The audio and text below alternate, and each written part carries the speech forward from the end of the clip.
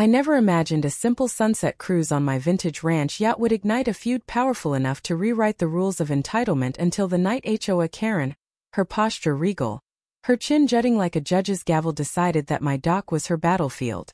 As the amber glow of twilight melted across the water, I watched from my back porch as her oversized silhouette stalked the marina, her designer heels clicking against weathered planks like the knell of some petty tyrant's decree. Word had spread that I was hosting a small gathering aboard the Desert Pearl, a gleaming testament to weekend escapes and desert adventures, but Karen saw opportunity in my celebration. Moments later, a clatter echoed through the hush, and I stepped out to confront her, only to find her smashing brass fittings from my yacht's rail, her face twisted with self-righteous fury. She brandished a can of spray paint, hissing that my dock violated her precious HOA covenants, even though every blueprint, every title deed in the county clerk's files proved otherwise. In that instant, something inside me snapped. Indignation, outrage, a toxic spark that promised a reckoning. I began my counterattack not with shouts or threats but with quiet precision. At dawn, I took my laptop to a small cafe in town and started researching the ownership of the marina where Karen and her board held court. By midday, I had the documents in hand. The HOA board leased office space in a derelict boathouse annex, but the marina itself was owned by a defunct trust no one had claimed in decades. Legally, it was ripe for acquisition. I spent the next week courting the trustees' scattered heirs, presenting a vision of restoration and community oversight for the aging harbor. Meanwhile, Karen's tantrums grew more theatrical.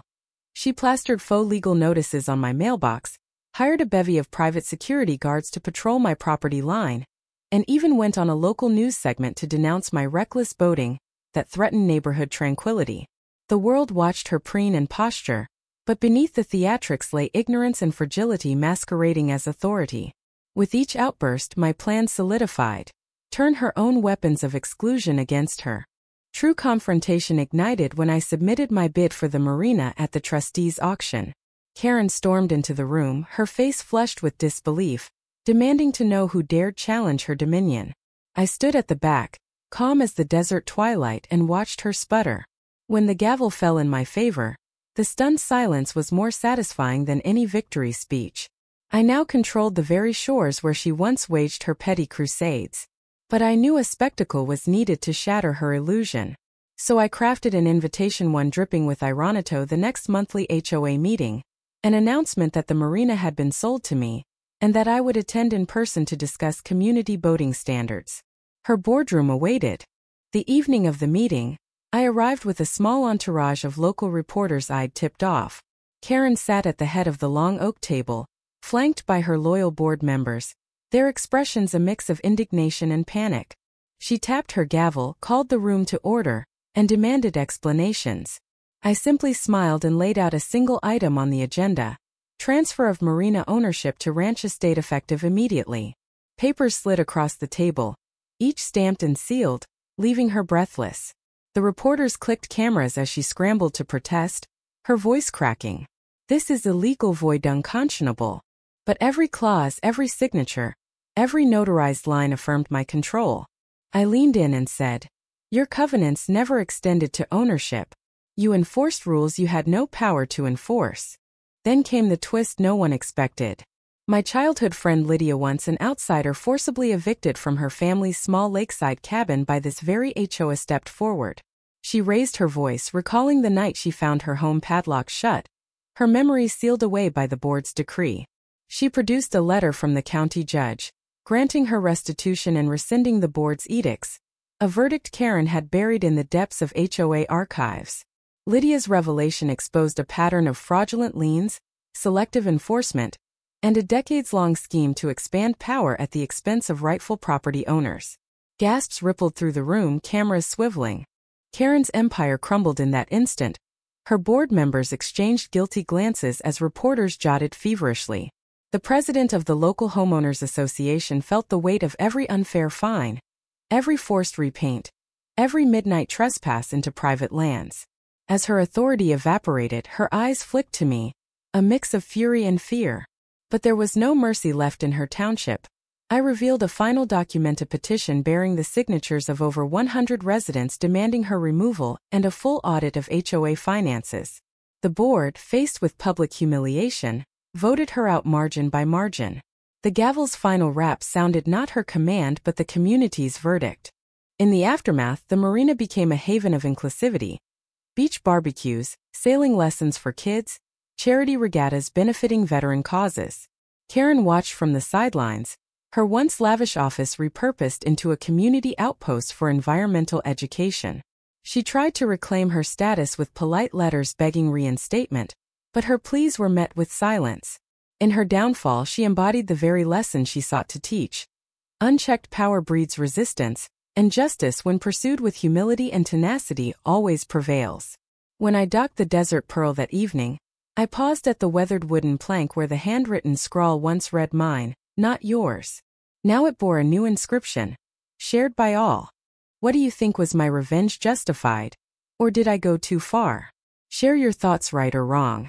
From first seed to final harvest, the dunes and waters around my ranch had woven stories of resilience, and under my stewardship the marina shifted from a fortress of exclusion into a tapestry of shared hope. Yet I sensed Karen's ruin reverberating like a distant storm, gathering in the hush of wind and ripple of waves. The nights that followed carried whispers of her desperation, unedited letters begging for a single concession, veiled threats about lawsuits she insisted she would file once her legal team regrouped, and petty demands for public apologies that read like confessions of her own hubris. I ignored her missives, focusing instead on the task at hand: transforming the marina into a community engine. Bright banners proclaimed "all hands on deck," and children's laughter mingled with the hum of boat engines as we launched the first annual Unity Regatta. The local veterans charity took center stage, the trophies engraved not with winners and losers, but with words of gratitude for service to community. As I shook hands with those who once feared me, I saw Lydia's smile. Her victory was personal, yet universal in its promise that justice need not be bitter. Karen, meanwhile, retreated to her old boardroom, its windows overlooking the docks she could no longer command. There she discovered that her last desperate gambita lien on the leasehold of the annex office had been overturned by the county auditor, thanks to Lydia's evidence. The forged signatures, the shredded minutes, the silent voting cast against the HOA charter, all laid bare in a public report that shattered the illusion of her infallibility. As the auditor's team loaded boxes of reclaimed property files and dusty ledgers, Karen's empire of doubt collapsed inward. Her face, once the mask of authority, flickered through disbelief, grief, and finally a hollow acceptance. She wandered the corridors like a ghost in her own domain, touching the oak panel walls as though seeking traces of former glory just beyond her fingers. When I learned she'd been admitted to the hospital with stress-induced tachycardia, I felt no malice, only a tempered compassion. After all, Karen was but a mirror reflecting the wounds of a community she once vowed to protect. My next move was simple yet profound: invitation. I penned a letter to every resident, new and old, announcing an open forum on HOA reform, to be held aboard the Desert Pearl under lantern light the following Friday. Transparency, I wrote, was the lifeblood of trust. That evening, the boat's deck was alive with voices speaking not in whispers or self-interest, but in earnest hopes. More pathways for mobility-impaired neighbors, wildlife protection covenants to preserve the marshlands herons, a scholarship fund for local teens learning maritime skills. It was a symphony of collaboration, each idea carrying the weight of personal dreams and collective responsibility. When the time came to address Karen's absence, the assembled crowd, 100 strong, offered no condemnation but a simple quorum: no further role for her in the HOA, restitution and community service to mend fences she once tore down, and mandatory mediation trainings for future board members. It was restorative justice in action, neither vindictive nor lenient, but rooted in healing the fractures she caused. Word spread beyond our county lines. Regional news outlets showcased our model of agrarian governance turned maritime coalition. Other homeowner associations reached out, requesting blueprints of our documents, video tours of our marina turned community center, and transcripts of that lanternlit forum where neighbors pledged allegiance not to bylaws or covenants, but to one another's dignity. I traveled to nearby towns, speaking at city halls and service clubs about how empowering disenfranchised voices can transform fear into foliage, rigid rules into flexible freedom.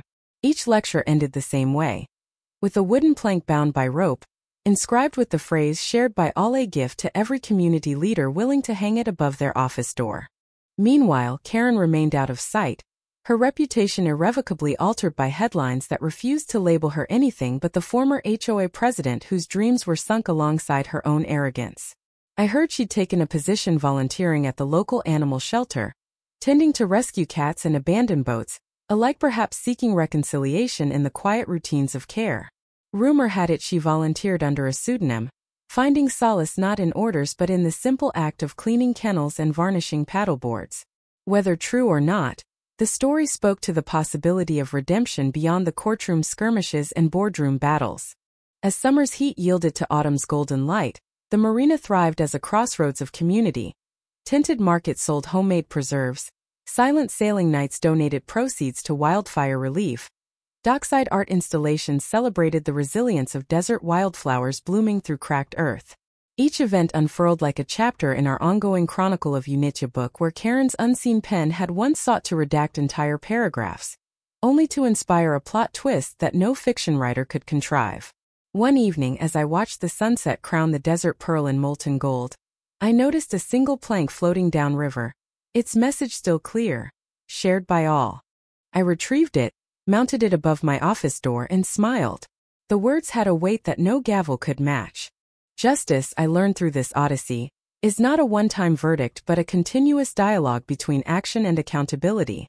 My ranch yacht had been the spark, but the real power lay in collective transformation, turning sites of conflict into ports of possibility.